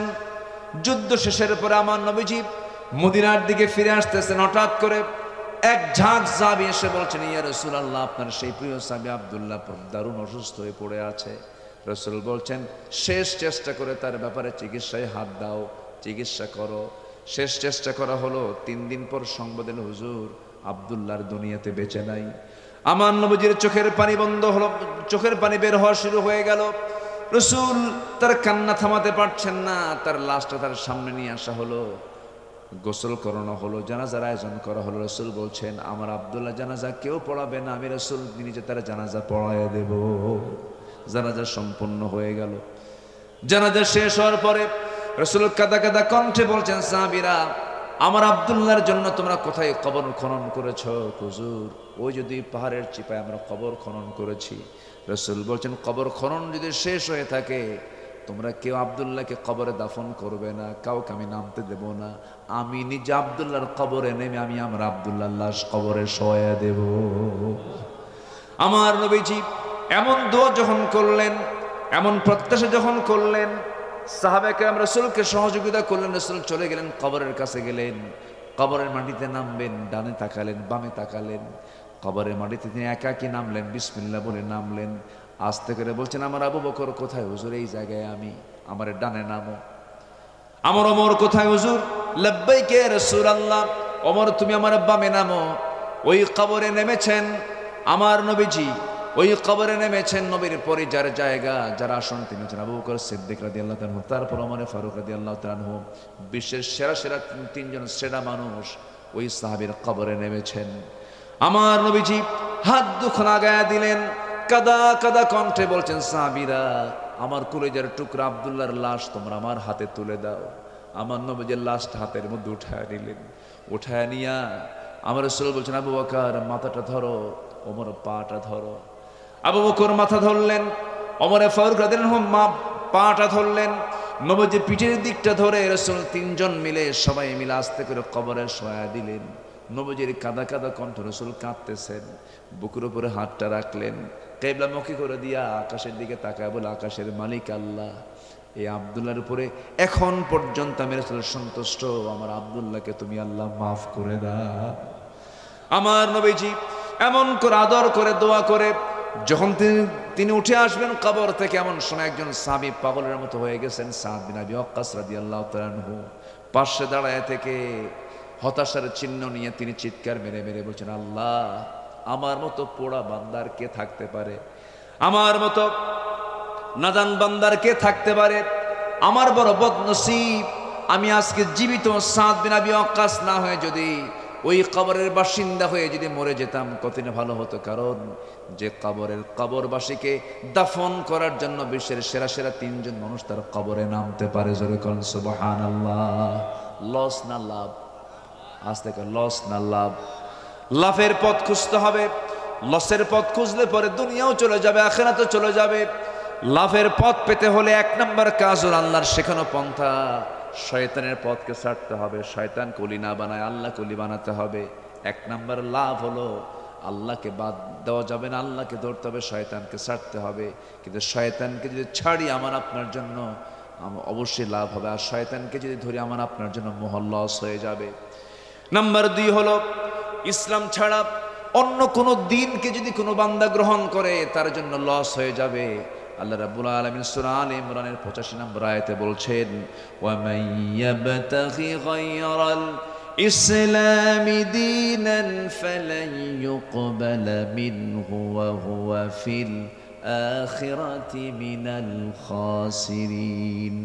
যে বান্দা জীবন চলার পথ হিসাবে, রাজনীতি হিসাবে, রাষ্ট্রনীতি হিসাবে, ব্যক্তি জীবন চালনা হিসাবে, সমাজনীতি চালনা হিসাবে ইসলামকে বাদ দিয়ে অন্য কোনো তন্ত্র মন্ত্রকে গ্রহণ করবে, মহান রব্বুল আলামিন বলেন কোনো কিছু গ্রহণ তো করাই হবে না।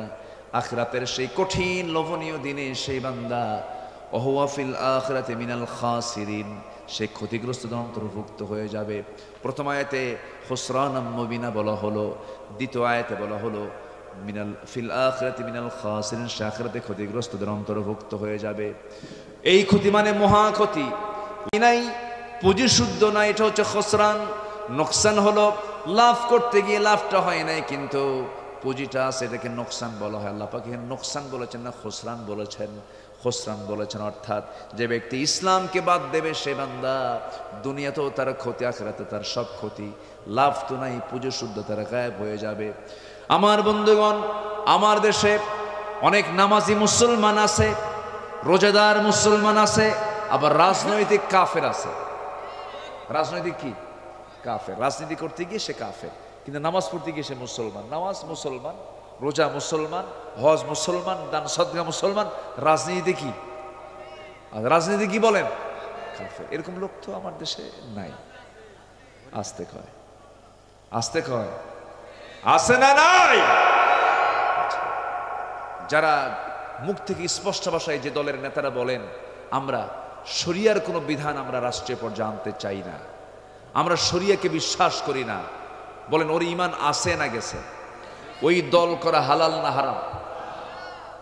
আরো জোরে কোন, ওই দল করা হালাল না হারাম? হারাম। আমরা ইসলামকে মানতে চাই ব্যক্তিগত জীবনে, শুধু ব্যক্তিগত জীবনে না, সব জীবনে। সব জীবনে আমাদের ইসলামকে মানতে হবে। দল করে যেতে হবে আল্লাহর দল, পথ মানতে হবে আল্লাহর পথ। আল্লাহর দলের নাম হচ্ছে ইসলাম। আল্লাহর দলের নাম কি বলেন? আরো জোরে, আরো জোরে বলেন, ইসলাম। শুধুমাত্র এই কথাগুলো বলার কারণে এই 16 বছরে ফেরেশতা চরিত্রের মানুষগুলোকে তিলে তিলে জেলখানায় রেখে, কাউকে ফাঁসিতে নিয়ে, কাউকে চিকিৎসার নামে পয়জনিং করে শহীদ করে দেওয়া হয়েছে। আসতে বলেন কেন জানেন না আপনারা? ঠিক কিনা? শহীদ করে দেওয়া। শুধুমাত্র এই কনসেপ্টটাকে তারা গ্রহণ করেছেন যে না, ইসলাম শুধু ব্যক্তিগত জীবনে নয়, রাজনৈতিক জীবনে ইসলাম থাকতে হবে। যার রাজনৈতিক জীবনে ইসলাম নাই সে ব্যক্তি কাফের।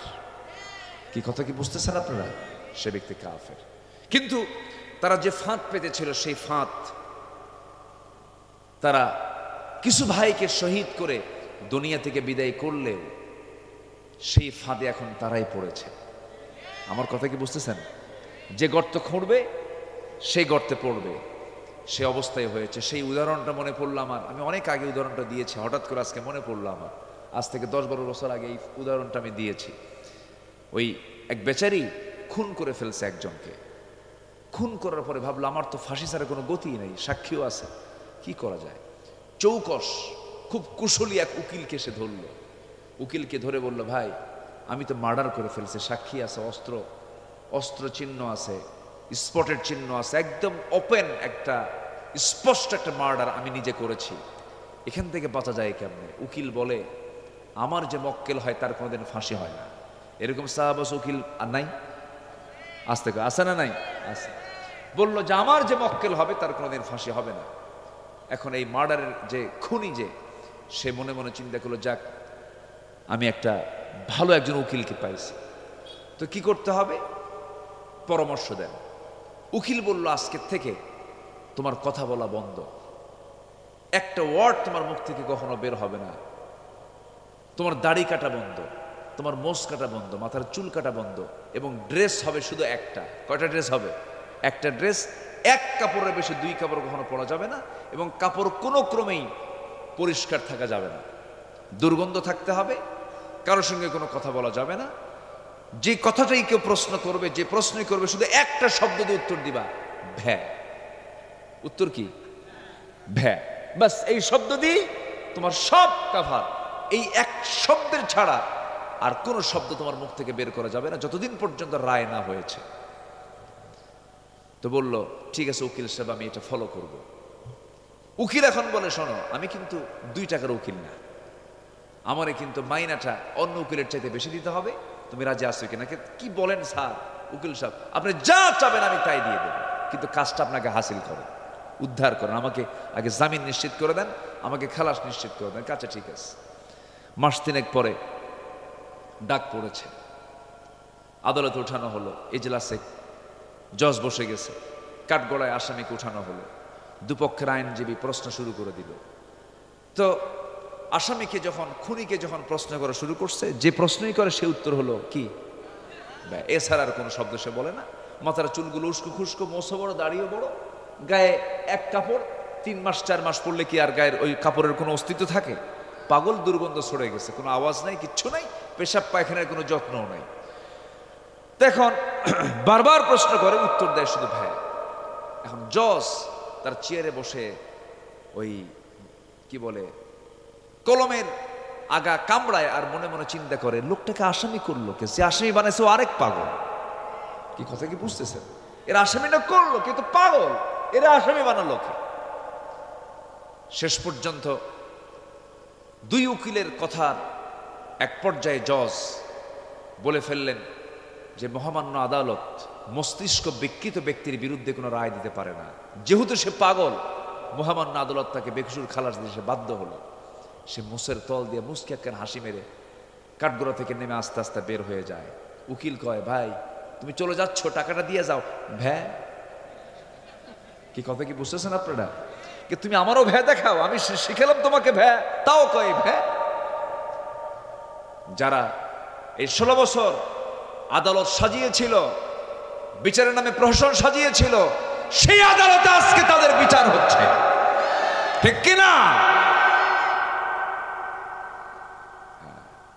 ওই যে ভ্যা শিখাই দিছে, ওই ভ্যা এখন এদেরকেও দেখাচ্ছে। এটাই হবে, এটাই বাস্তব। সত্যের পথে আমরা থাকবো, লাভ না লস। মিথ্যার পথে গেলে আমাদের কি হবে? লস হয়ে যাবে। মিথ্যার দিকে আমরা যাব না। জোরে বলে ইনশাআল্লাহ। দল করব কার? আসতে বলবেন না, দল করব কার? আল্লাহর দল করে যাব। সে আল্লাহর দলের নাম হচ্ছে ইসলাম। বলেন বলেন, সেই দলের নাম কি? বলেন ইসলাম। পুঁজিবাদ ব্যর্থ, সমাজতন্ত্র আত্মার বন্দিশালা। যে সমাজতন্ত্র রাশিয়াই তার কবর রচনা হয়ে গেছে। সমাজতন্ত্র চলবে না, জাতীয়তাবাদ চলবে না, সেকুলার চলবে না, পৃথিবীর কোনো আইন চলবে না। আইন চলবে একমাত্র কার? আলা লাহুল খালক ওয়াল আমর। সৃষ্টি যার, হুকুম চলবে তার। আল্লাহু আকবার বলে। এই দাওয়াত দিতে গিয়ে নবীরাও এরকম বিপদের সম্মুখীন হয়েছেন। এক মুরব্বী আমাকে আজ থেকে 15 বছর আগের একটা ওয়াজের কথা আমাকে মনে করে দিয়েছিলেন যে হুজুর, আপনি যদি পারেন সুযোগে এই কথাটা আপনি বলবেন। একজন নবী ছিলেন, খুব চটাল নবী, খুব মেজাজি নবী, খুব রাগী নবী, খুব মেজাজ ছিল তার, আল্লাহ তার সঙ্গে ডাইরেক্ট কথা বলেছেন। সে নবীর নাম কি বলেন? মুসা আলাইহিস সালাতু ওয়াস সালাম। তিনি খুব চটাল নবী ছিলেন। এই নবীর বিরুদ্ধে কম ষড়যন্ত্র করেনি, অসংখ্য ষড়যন্ত্র করা হয়েছে। একটা অংশ ছিল হলো কি জানেন? শোনেন, যুগে যুগে ভালো ব্যক্তিদের বিরুদ্ধে স্ক্যান্ডাল তৈরি করা। যেরকম এই 16 বছর আলেমদের বিরুদ্ধে তোকমা লাগিয়ে দিয়েছিল জঙ্গি। কি তোকমা লাগাইছিল? জঙ্গি। মানে মাথায় টুপি আর মুখে দাঁড়িয়ে থাকলে সে কি হয়ে গেল? জঙ্গি হয়ে গেল। জঙ্গির বাহ্যিক সিমটম এগুলোকে ওপেন করে সিনেমা, নাটকে, প্রচার প্রসারে সব জায়গায় এগুলো ছড়িয়ে দিয়েছিল। এটা ছিল তাদের মানে বিজয়ী হওয়ার একটা মাধ্যম। তারা এই প্রচারণায় নেমেছিল। এরকম যুগে যুগে নবীদের বিরুদ্ধে নেমেছে। একবার মুসা আলাইহিস সালামের ব্যাপারে ফেরাউনদের মহল থেকে বলা হলো, তোমরা কি জানো মুসা আল্লাহর নবী হয় কেমনে? কেন, কি হয়েছে?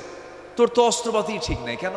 ওর এক শিরা অসুখ, এক শিরা ব্যারাম। এলাকায় এটাকে কি বলে? এক শিরা হচ্ছে আল্লাহ পাক মানুষের যে অঙ্গ দিয়েছেন, লজ্জাস্থান দিয়েছেন, এটা একটা ছোট একটা বড়, দুটো অংশ থাকে না? এটা ছোট একটা বড়। কি আপনার কি মন খারাপ করতেছেন নাকি? এটা কিন্তু সহি বর্ণনা। তো এটা যদি ছোট বড় হয়, এটাকে কিছু কিছু এলাকায় এক শিরা বলে। আচ্ছা, এই জাতীয় একটা রোগ কিন্তু আছে। তো এই রোগটার তোকমা লাগায় দিল আল্লাহর নবীর বিরুদ্ধে। আল্লাহর নবীরা কখনো অঙ্গহানি ছিলেন না, তারা অপূর্ণ ছিলেন না। গোটা পৃথিবীর যত মানুষ আল্লাহ পাক পাঠিয়েছেন, সবচাইতে সর্বগুণে গুণান্বিত করে আল্লাহ পাক নবীদেরকে পাঠিয়েছেন। এই নবীর ভিতরে এটা ছিল না। যখন তার বিরুদ্ধে এই কথা বলা হলো, উনি তো রাগী মানুষ, খেপে গেলেন, প্রচন্ড রেগে গেলেন। রেগে গিয়ে বললেন, আল্লাহ, যেই জিনিসটা আমার মধ্যে নাই, আমার যে রোগটা নাই, সেই রোগ মিডিয়ার মধ্য দিয়ে আপডেট নিউজ করে গোটা দেশ আমার বিরুদ্ধে প্রপাগান্ডা চালালো ফেরাউন। আল্লাহ, তুমি এটার ব্যবস্থা তাড়াতাড়ি করো, আমি কিন্তু সহ্য করতে পারতেছি না। আল্লাহ বলেন, চিন্তা করো না, তোমার লুঙ্গি খুলে ওদেরকে দেখায় দেবো, যাও। সুবহানাল্লাহ বলবেন না? জোরে কোন সুবহানাল্লাহ। তিনি গোসল করতে নেমেছেন। কোন একদিন কোন একটা কারণে, ওজারাতের কারণে তার বিকল্প কোনো কাপড় ছিল না। তিনি করলেন কি, লুঙ্গিটা খুলে, আর কোনো বিকল্প কাপড় নাই, উনি একটা পাথরের উপরে লুঙ্গিটা রাখলেন। পাথরের উপরে রেখে তিনি গোসল করার জন্য পানিতে নামলেন। গোসল শেষ, আবার ওই লুঙ্গিটাই তিনি আবার পরবেন। লুঙ্গির কাছে আসা মাত্র আল্লাহ পাক পাথরকে অর্ডার করলেন, পাথর লুঙ্গি নিয়ে দৌড় মার। লুঙ্গি নিয়ে কি কর? দৌড় মার। একদম সহি বর্ণনা এটা। লুঙ্গি নিয়ে দৌড় মারতেছে পাথর। পাথরের কি কোনো জীবন আছে? আমরা জানি জীবন নাই, কিন্তু জীবন কে দিয়েছেন? আমরা মাটির তৈরি, আমাদের জীবন কে দিয়েছেন? এই মাটি থেকে আল্লাহ পাক আমাকে আপনাকে বানাইছেন। ইন্না খালাকনাহু মিন তুরাবিন সুম্মা মিন নুতফাতিন। আমি তোমাদেরকে মাটি থেকে সৃষ্টি, খালাকাল ইনসানা মিন সালসালিন কাল ফাখর, শুষ্ক মাটি দিয়ে সৃষ্টি করেছে। মাটি থেকে সৃষ্টি, জীবন কে দিয়েছেন? ওই পাথরকে আল্লাহ রাব্বুল আলামিন অর্ডার করলেন, পাথর লুঙ্গি নিয়ে দৌড় মার। দৌড় মেরেছে পাথর লুঙ্গি নিয়ে। পিছন থেকে মুসা আলাইহিস সালাতু ওয়াস সালাম, তিনি যে উলঙ্গ, আল্লাহ পাক তার জেহেন থেকে এটা ভুলায় দিয়েছেন। তিনি উলঙ্গ অবস্থায় হাতের মধ্যে লাঠি নিয়ে তিনি পাথরের পেছনে পেছনে দৌড় মারছেন। পাথর থাম, পাথর থাম, লুঙ্গি পড়া দরকার। পাথর থামে না। পাথর শুনবে মুসার কথা না আল্লাহর কথা? ওটাও তো মাখলুক, সব তো আল্লাহর সৃষ্টি। সমস্ত সৃষ্টিগুলো হুকুম মানে কার? মানুষ হুকুম মানে কার? আল্লাহর। মানুষ আল্লাহর হুকুম মানে। সব সৃষ্টি হুকুম মানে কার? আর মানুষ হুকুম মানে কার? মানুষের। আমার দেশের মানুষকে আল্লাহর হুকুম মানে? আল্লাহর হুকুম মানলে কি আজকে এই অবস্থা সৃষ্টি হয়? আমাদের দায়িত্ব হচ্ছে কার হুকুম মেনে নেওয়া? আল্লাহর হুকুম মেনে নেওয়া। পাথর রওনা দিল, পাথর দৌড়ায়, আল্লাহর নবীও দৌড়ান। দৌড়াতে দৌড়াতে তিনি ক্লান্ত হয়ে গেলেন, কিন্তু ওই পাথরটা গিয়ে এমন জায়গায় গিয়ে থেমে গেল যে জায়গায় ফেরাউন তার মন্ত্রী পরিষদ নিয়ে বৈঠকে বসে গেছে। সব মন্ত্রীদেরকে নিয়ে সে জরুরি বৈঠকে বসে গেছে। ঠিক পাথরটা আল্লাহর পয়গম্বরের লুঙ্গিটা ঘাড়ে করে নিয়ে, মাথায় করে নিয়ে পাথরটা এসে সেই জায়গায় থেমে গেছে। মুসা ইসলাম তিনি ভুলেই গেছেন, তিনি উলঙ্গ, তার পিছে পিছে তিনি চলে আসছেন। একদম ওই পাথরের কাছাকাছি এসে তার লুঙ্গিটা হাতে নিয়েছেন। ইতিমধ্যে তিনি যে উলঙ্গ, ফেরাউন খুবই কাছ থেকে তার দৃশ্যের দিকে তাকায়া সবকিছু নজরও দিয়ে এবার বলতেছে, এই আমরা যে অভিযোগ দিলাম সব তো মুসা দেখায় দিল, মুসার অস্ত্রবাদী সব ঠিক আছে। সুবহানাল্লাহ বলবেন না? সত্যটাকে উন্মোচন করে দেন তিনি কে? সত্য উন্মোচন করেন তিনি কে? আল্লাহ তাআলা। আজকে রাজাকার ট্যাগ আর খায় না, জঙ্গি ট্যাগ আর কেউ শোনে না। 10 মাস হয়ে গেল, কোনো জঙ্গির কোনো অভিযান নাই, কোনো জঙ্গি নাটক নাই। অভিযান করে সেখান থেকে জঙ্গির আস্তানা থেকে এতগুলো এটা উদ্ধার পাইছে, এটা বোমা পাইছে এবং এতগুলো লোক পাইছে। এগুলো নাটক কি আমরা 10 বছর দেখতেছি? আমরা 10 মাস দেখতেছি? নাই কেন? এই জঙ্গি নাটকের যিনি নাট্যকার তিনি এখন দিল্লিতে বসে আছেন। এই জন্য নাটক না নাই, আর সব দেখা শেষ করেছি। আগামীতে আমরা ইসলামের দেশ আমরা দেখতে চাই। জোরে বলি ইনশাআল্লাহ। কোরআন দিয়ে রাষ্ট্র চলুক সবাইকে চান, ইসলাম দিয়ে রাষ্ট্র চলুক সবাইকে চান, নামাজের সরকার আসুক সবাইকে চান। চান কারা কারা? হাত উঁচু করে দেখেন মুসলমান। কেউ তো স্লোগান দেন না। আল কোরআনের আলো, আল হাদিসের আলো,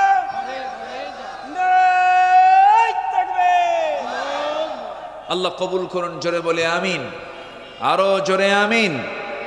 সম্মানিত ভাইয়েরা,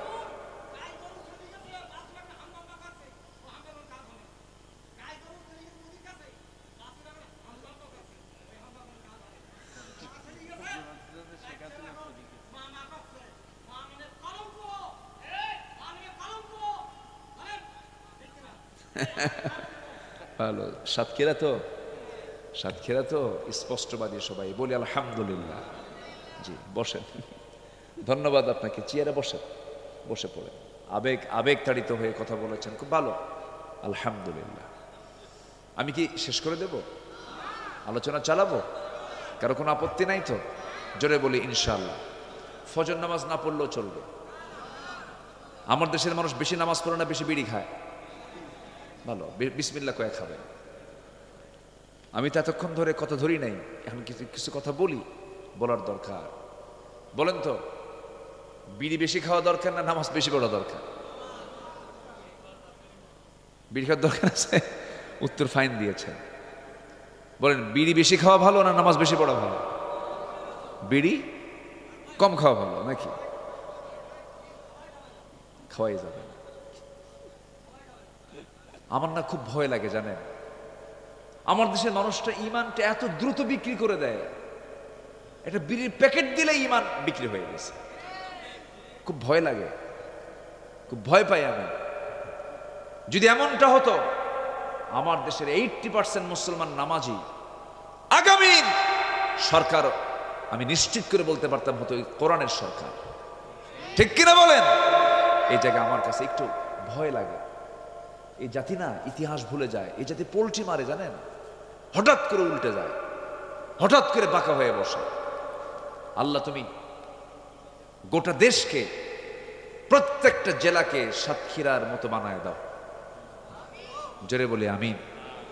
তাহলে এই দেশকে ওজন করার জন্য যে বাটখারা যে জেলা, সে জেলার নাম কি বলে?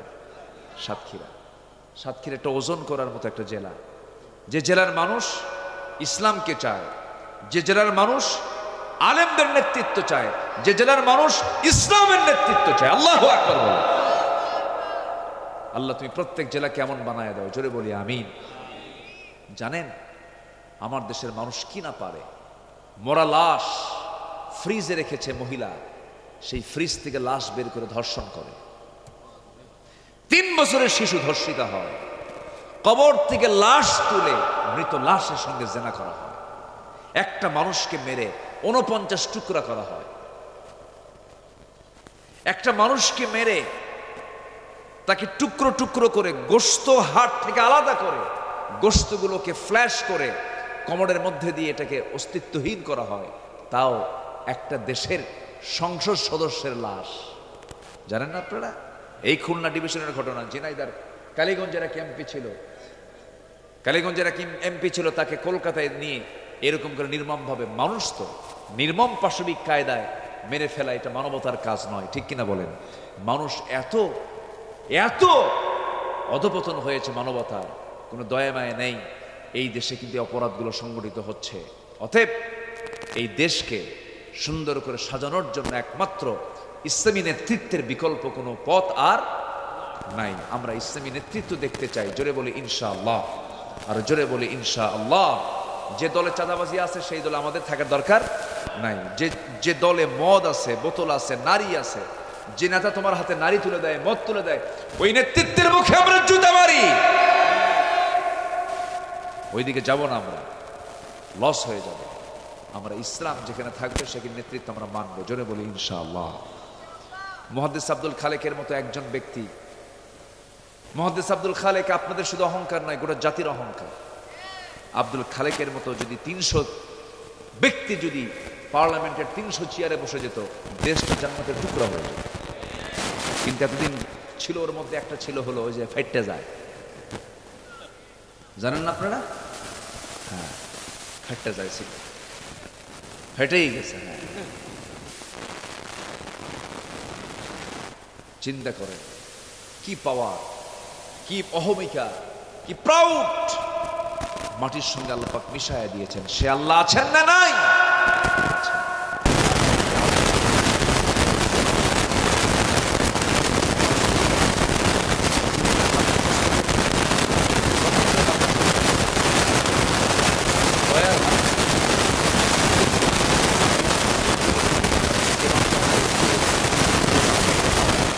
অবারিত রক্ষণ করছে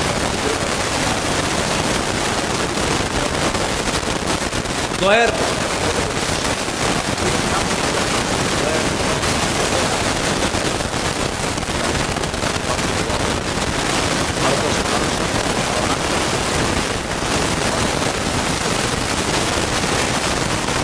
চলো চলো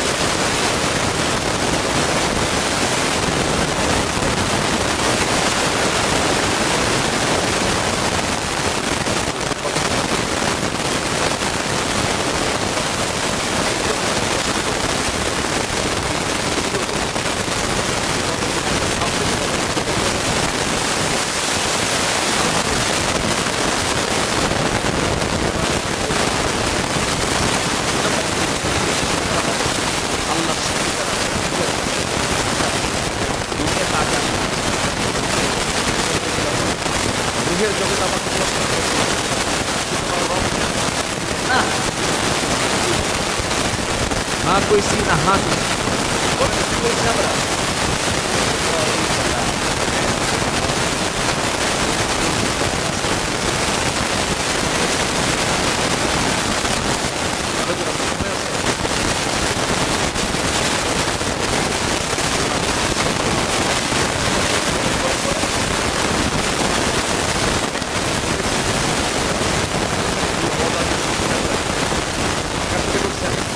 আল্লাহ, সেই আল্লাহ আমার রব। দুনিয়াতে যদি আমি এটা বাস্তবায়ন না করি, আল্লাহ বলছেন এমন আচরণ করবে যারা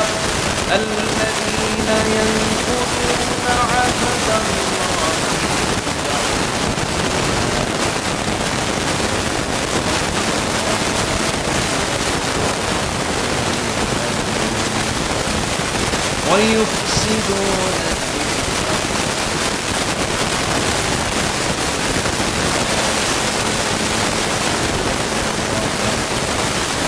আল্লাহর সঙ্গে যারা ওয়াদা ভঙ্গ করবে,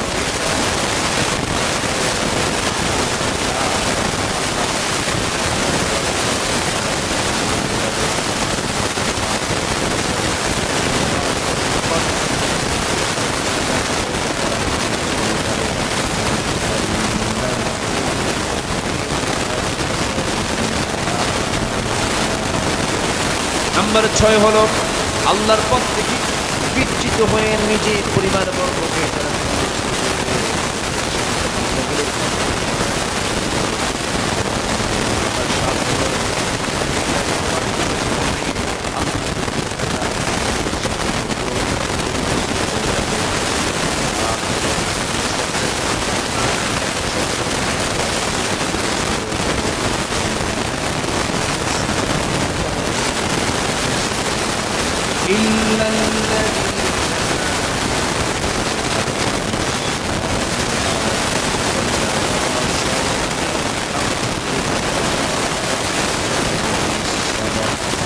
নাম্বার 9 হলো বাতিলের প্রতি বিশ্বাস স্থাপন এবং আল্লাহকে অস্বীকার করবে তারা ক্ষতিগ্রস্ত হয়ে যাবে।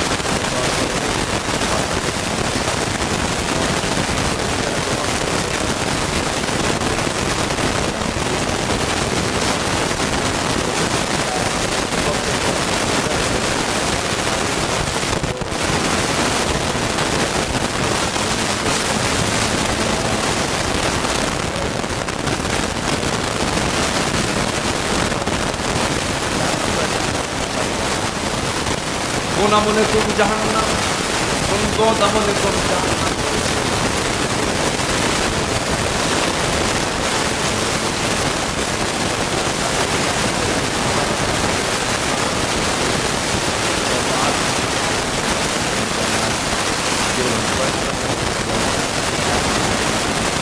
এক নম্বর জান্নাত কার জন্য? ইন্নাল্লাযীনা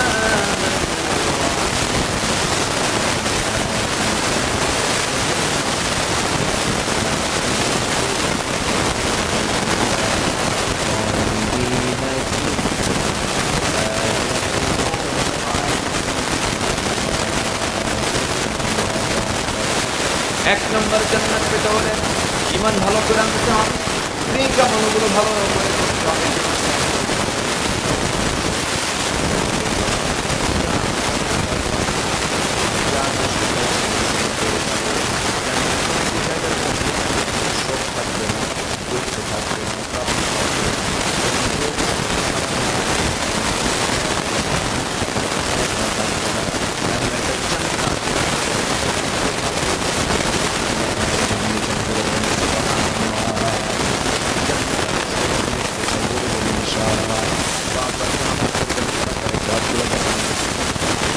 আল্লাহ আমাদের 5 ওয়াক্ত সালাত আদায় করা আরো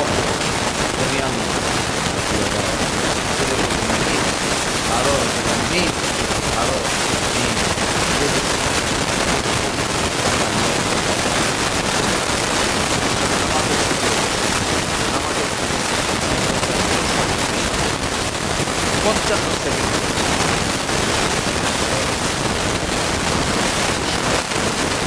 لا يسمع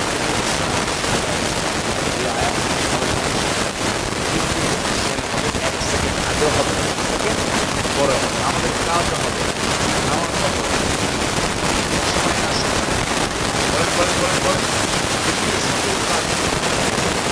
সময় না সময়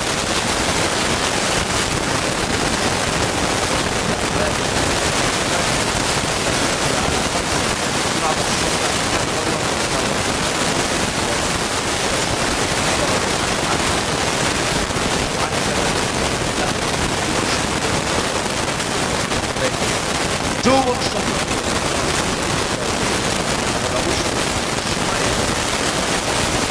সঠিক